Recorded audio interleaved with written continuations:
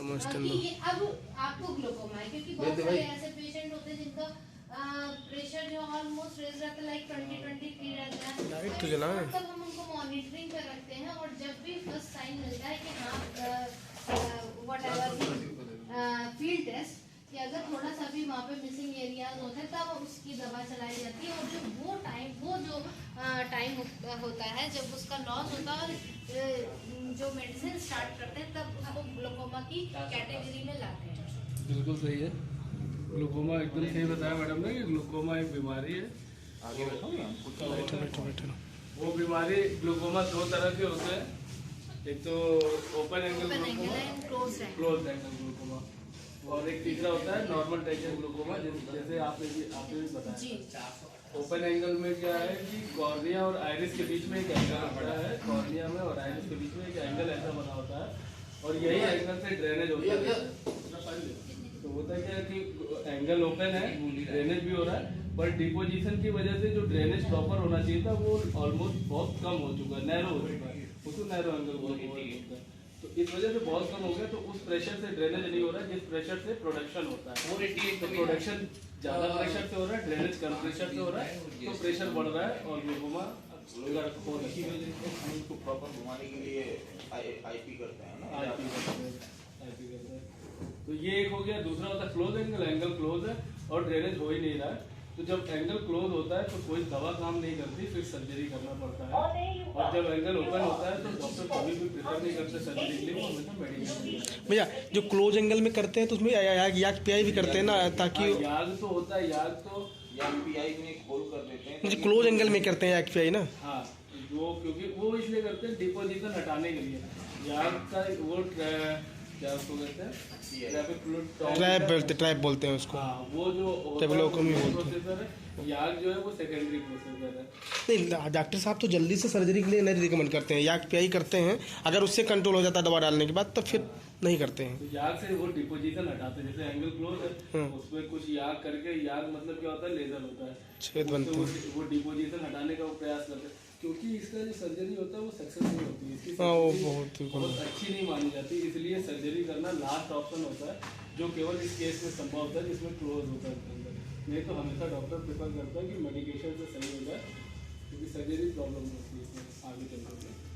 तो एक open angle, close angle और नॉर्मल टेंशन, जैसे मैडम ने बताया था कि टेंशन मतलब प्रेशर, तो प्रेशर बढ़ रहा है पता चल गया ग्लूकोमा, लेकिन नॉर्मल टेंशन है मतलब प्रेशर बढ़ा ही नहीं है, फिर भी पेशेंट को ग्लूकोमा है, तो उसको कहते हैं नॉर्मल टेंशन ग्लूकोमा।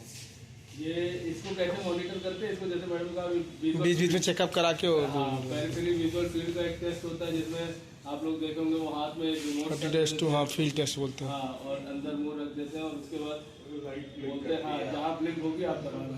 तो प्रेशर नॉर्मल है तो उस वजह से उस तरीके से टेस्ट होता है। तो ये हो गया नॉर्मल। लाइट जला लो, दिख नहीं ना। बस मेन ग्लूकोमा में यही सब होता है और कोई बहुत खास बात नहीं होती है। तो ग्लूकोमा में पेशेंट को थोड़ा सा कंप्लायंस की जरूरत वो होती है, देखना पड़ता है। मोदी जी आ जाएगा।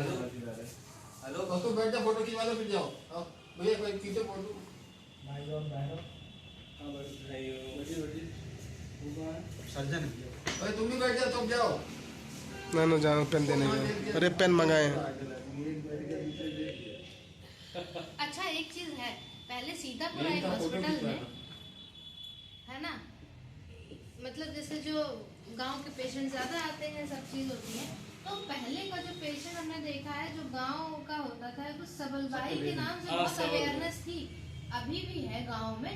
क्यों, मैंने ये चीज देखी कि किसी को सिर में दर्द हो रहा था, एक पेशेंट थी गांव की, तो उन्होंने मतलब ये चीज आकर के बोली कि हमें देख लीजिए कहीं हमारे संबलबाई तो नहीं है, क्योंकि हमें दर्द होता है, सर दर्द होता है। तो ये एक मतलब एक मैं ये बोलूंगी कि जागरूकता जो है हेडेक का लोगों में, ये कॉमन आँख का विजन कम हो जाने को वो लोग सबलबाई से रिलेट नहीं करते थे, वो लोग हेडेक को करते थे।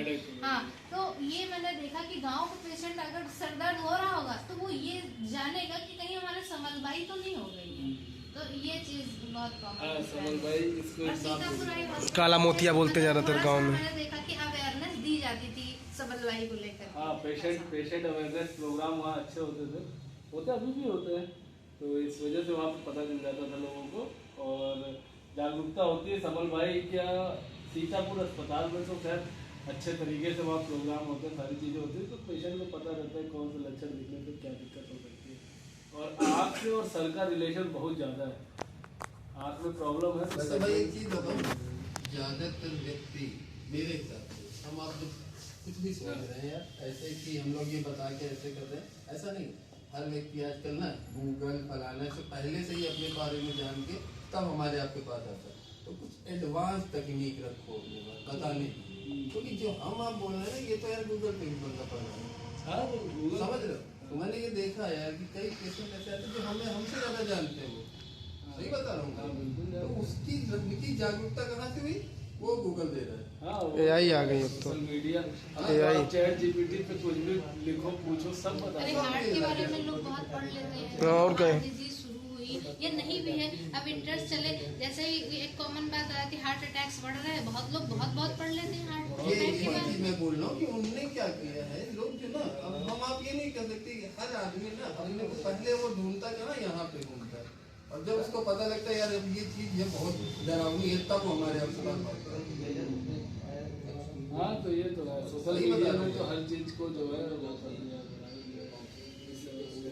और मैं हमको सुई पता कराए तुम? टीवी पता कराए? एडवांस तकनीक बताने की कि जो हमें उसको लगे कि हाँ यार कुछ नई चीज मिली डॉक्टर के पास जाने से, समझ लो भाई। हाँ, मैं देखिए पेशेंट सब कुछ पता कर लेगा, सब कुछ। हाँ हाँ जो चीज कॉन्फिडेंस है ना वो डॉक्टर ही दे पाएगा। हाँ, कि मतलब डॉक्टर उसको कन्विंस कर पाएगा कि हाँ तुम सर्जरी में चलो, तुम ठीक हो जाओगे, परेशान ना हो, या तुम ये दवा खाओ तो सही हो जाओगे। बाकी तो पेशेंट हर चीज कहीं ना कहीं से पढ़ के देख के जो जिसके ऊपर आती है उस बारे में वो पढ़ लेता है, चीजों को समझ लेता है। टेक्नोलॉजी तो इस समय एकदम हाई। अरे जो चीज है बताई तो वही जाएगी ना, हाँ, चाहे गूगल में हाँ, है, बताना तो वही पड़ेगा। देखिए अलग से कहाँ से लाओगे, क्या लाओगे? अलग से मेडिसिन आती है, बीमारी वही रहेंगी, मेडिसिन 4 तरह की होती है, उसको पढ़ सकते हैं अलग अलग कि इस स्टेज में पहुंचे तो ये मेडिसिन काम या करेगी। साल में मेडिसिन का नाम बदल दिया, कोई एडवांस मेडिसिन आ गई, ये सब उसके बदल बारे सकते हैं। में जागरूकता दे सकते हैं। बाकी तो बीमारी देखो वही मेन रोल है। यहाँ पर ये होता है, मुझे जो लगती है चीजें कि बताना शुरू हो गए। पेशेंट है ना, जब हम उसकी फील्ड करने जाते हैं तो पेशेंट को सबसे ज़्यादा वहाँ पे गाइड करना होता है कि फील्ड टेस्ट कैसे करें, कैसे सही रिपोर्ट आए, कैसे टेस्ट आए, उसमें काउंसलिंग सबसे ज़्यादा इम्पोर्टेंट है। और क्या इम्पोर्टेंट है यहाँ? काउंसलिंग सबसे ज्यादा इम्पोर्टेंट है। एक हॉस्पिटल में या किसी भी ऑर्गेनाइजेशन में काउंसलिंग सबसे ज्यादा इम्पोर्टेंट होता है, क्योंकि अगर काउंसलिंग अच्छी होगी तो फिर आगे का प्रोसीजर अपने आप हो जाएगा, और पेशेंट की काउंसलिंग अच्छी नहीं हुई तो वहीं से फिर मुझे लगता है सारा चीज़ें जो है इसी पे डिपेंड करती है, वही कन्विंस करना पड़ता है, इस कंट्रोल। या तो जोशी जी की तरह बता दूं कि भैया ये दवा कोई है ही नहीं, हाँ, कोई इलाज नहीं है इसका। Cream powder. हाँ हाँ मैंने देखा जैसे कोई दवा होती है लेकिन जोशी जी का एक वर्ड होता है, कोई दवा नहीं है, खाली टॉनिक है। ये तो नहीं टॉनिक भी नहीं बोलते, वो तो ये जैसे आप लगाते हो ना क्रीम पाउडर क्या, हाँ क्रीम पाउडर जैसा मैंने सुना उनको सही है। हो गया, अब तो हमको छोड़ दो, यहाँ से बाहर छोड़ेंगे। अब तो हो गया ना, नहीं बैठा बैठे भैया, बैठ गए भैया। सब एक साथ आ जाओ ना, बैठ जाओ आराम से। हाँ।